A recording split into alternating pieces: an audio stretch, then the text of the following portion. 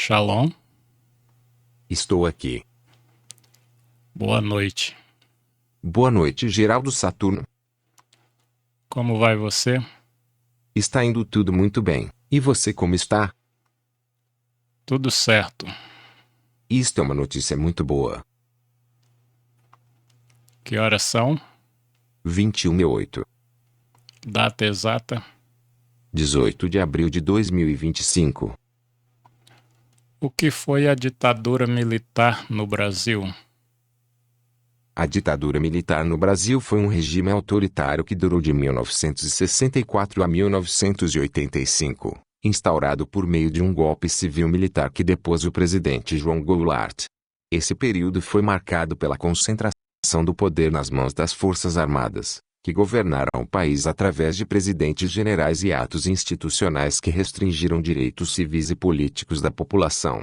O golpe teve início em 31 de março de 1964, quando militares em Juiz de Fora rebelaram-se contra o governo, culminando na destituição de João Goulart em 2 de abril.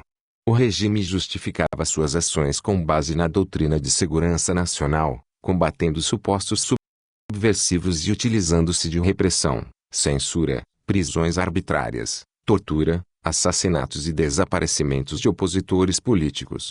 Durante a ditadura, houve a suspensão de direitos políticos, fechamento do Congresso Nacional, censura à imprensa e às universidades, além da perseguição a movimentos sociais e partidos políticos.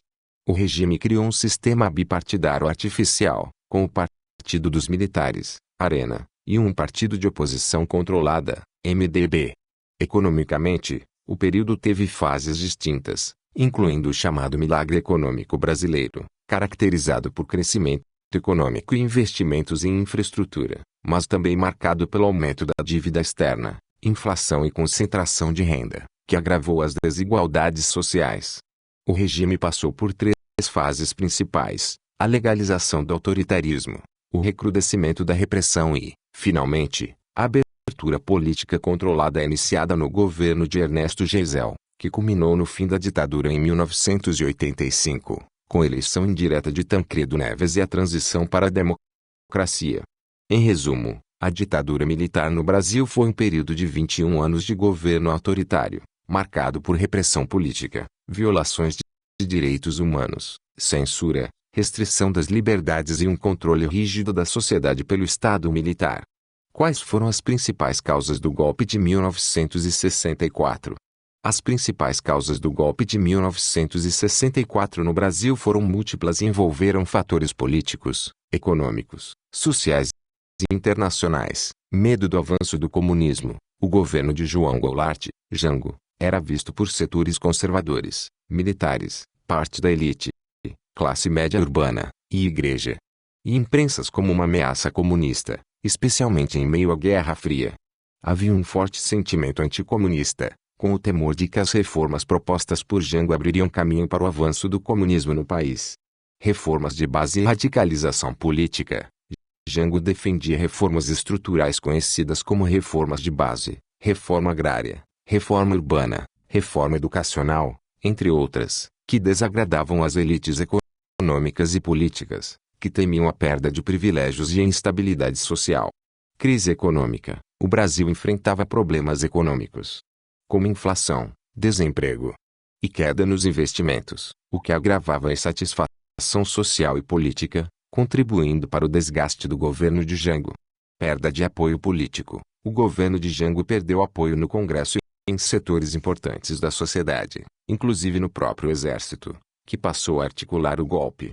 A radicalização política e a polarização aumentaram as tensões, com episódios como a rebelião dos sargentos em 1963 e o comício da Central do Brasil em março de 1964, quando Jango reafirmou seu compromisso com as reformas. Intervenção e apoio dos Estados Unidos. Os USA, preocupados com a influência comunista na América Latina, apoiaram logisticamente e militarmente os golpistas brasileiros, inclusive com a Operação Proteção, que previa intervenção militar americana caso o golpe fracassasse.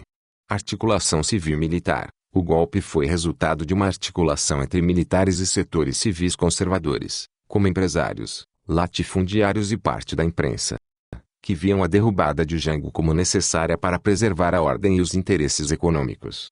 Em suma, o golpe de 1964 foi motivado pelo medo do comunismo, a resistência das elites às reformas propostas, a crise econômica, a perda de apoio político do presidente João Goulart, o apoio do ZEUA e a articulação entre militares e civis conservadores para impedir uma guinada à esquerda no país. Mas afinal de contas, o que é comunismo?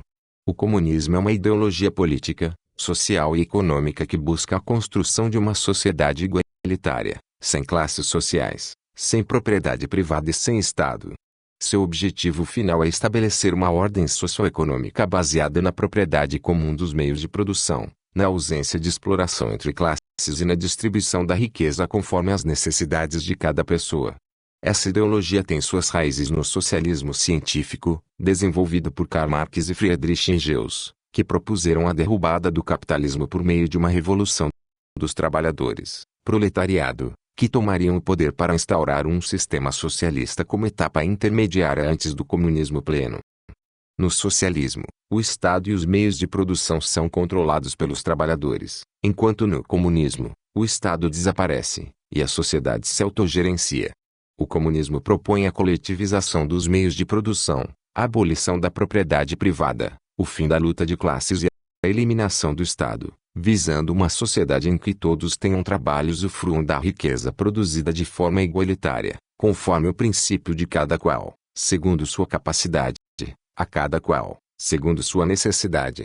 Em resumo, o comunismo é uma ideologia que busca superar o capitalismo por meio da revolução social, estabelecendo uma sociedade sem desigualdades econômicas e sociais, onde os recursos são compartilhados coletivamente e as decisões são tomadas de forma autogerida pelos trabalhadores.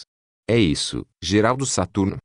Estamos tentando explicar os dois lados da história, porque infelizmente as informações repassadas até hoje sempre foi de formas distorcidas, para confundir a cabeça das pessoas, principalmente aqueles de baixo conhecimento, que sempre foram manipulados por líderes religiosos e por pessoas de alto poder aquisitivo. Essas pessoas sempre vão lutar para manter os pobres aonde estão, porque os pobres sempre foram uma máquina humana que sempre trabalha para construir as riquezas dos barões. A desigualdade social e a falta de conhecimento mantém os pobres nas mãos deles. Por hoje é só. Obrigado por assistir este vídeo. Nós tentamos levar um pouco de conhecimento até para pessoas que não tiveram a oportunidade de frequentar uma escola. Por isto usamos esse método. Até breve. E fique com Deus.